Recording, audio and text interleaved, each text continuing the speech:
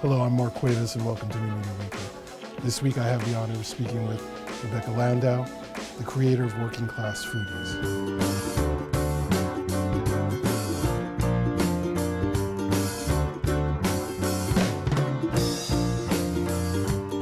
What was the genesis? What brought Working Class Foodies into being? I was working, a weekly day job. My boyfriend, who's a cinematographer, was working on a few small projects at the time, but we were feeling a little lacking in our creative lives.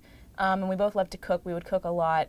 And we tried to have a food blog, but it was just too hard after like a long day of work to come home, cook, do the dishes, and then sit down and write coherently. Right. So we just started to shoot what we would cook. And then we had this whole video backlog of recipes. And we thought that this could make a really good web series. So it went from there. Hence, started putting everything up on YouTube. No, actually what we did at first was we had a couple of friends who were producers at Next New Networks, which is now the YouTube Next Lab. Right. And they didn't have any cooking content. And we came to them and we were like, look, we have this sort of homemade cooking show. We would like to, turn it into something. You guys know how to do that. So we took it to them and they liked it. And we started off as the flagship show for their food channel called Hungry Nation. This week on Working Class Foodies. Where does the title Working Class Foodies come from? We already were shopping pretty much exclusively at farmers markets, and we were just reading a lot of things online about how shopping at farmers markets was precious and it was expensive and it was just for upper class people. We were broke, and we were still able to go to the farmers market and buy good vegetables, buy good meat, and turn them into really good meals. And that was what we wanted the show to be. And we just realized, after going through a few different title ideas, that Working Class Foodies just made the most sense, because that's what we were. It just worked. It was very, it was an it was organic self-descriptive, yeah. Since you started doing the show, Mm-hmm.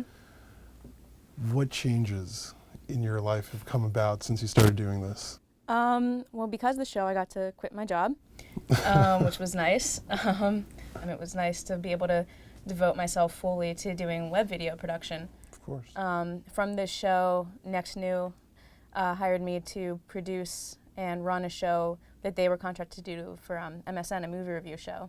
So from doing one web show, I got to do more and just sort of increase my experience and increase my production technique. So it's possible too. Basically, it was the key that opened the door to doing. Absolutely. You've also been afforded the opportunity to develop your own cookbook. Is that correct? Yeah, based on the show, Gotham Books, they're a division of Penguin, approached me and asked if I would be interested in doing a cookbook for them, which I had honestly never thought about, but I said yes, and it's been... Of course. Yeah, of course. You don't pass that up. It's been really different, but really fun. What have you found in developing a book, the similarities and the disparities between that and building your channel? What have you found to be similar, and what have you found to be totally foreign in the experiences? Yeah, I mean, doing the show, it's my show. I do what I want, and luckily the audience tends to like what I'm doing on the show, which is really great.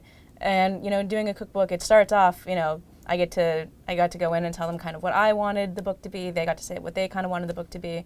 So it's more like the filmmaking that I learned in school, where it's a little bit more collaborative. Right. Which has been nice to go back to in a way. It's kind of been nice to have somebody to talk over things with, somebody who has an opinion that has to go directly into the material that I'm putting out. Wonderful. So it's really more the producer, executive producer, director relationship. Yeah, exactly. In light of the book and the success of the channel, what's next for you? For now, we're gonna keep making the show. We're actually moving to LA in 2 weeks, so we're gonna start doing the show out there, which will be really interesting to see because everything is always in season in California. So it's gonna be really interesting to see what kind of impact that has on what we cook on the show. I think it'll be really cool. I think at first it'll be the amount of freedom that we'll have Right. will be almost too much. Right. But I'm really excited to play around with new ingredients or more ingredients. And then I think, I don't know, eventually we're going to start promoting the book. It's going to come out either this fall or next spring, I believe. So eventually we'll be promoting that, hopefully doing a little bit of a book tour, I don't know yet. And then we'll see where that goes. Wow, talk about dreams coming true. Yeah.